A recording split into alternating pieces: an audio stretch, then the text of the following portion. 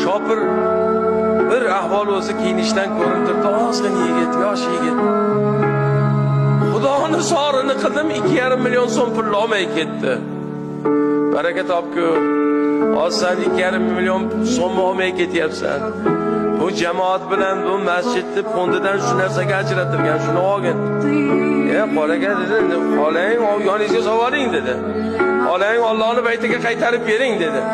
Meni otam Allohning baytida ishlab qolmagin deb aytganlar, men olmayman dedi. U domladan taqvodorroq ekan u. Mana men degan boydan saxiyroq ekan. Ko'rsangiz uni nazaringiz ilmaydi. Birodarlar, shunaqa odamlar bor. Shunaqa odamlarning hisobiga mumkin yer yuzi turar. Menga o'xshagan domla nima? Ilmi bo'lgani uchun gapiradi. Boy nima uchun beradi? Alloh taborak va taolo bergani uchun, saxiylikni ko'ngliga solgani uchun beradi. Uchi u.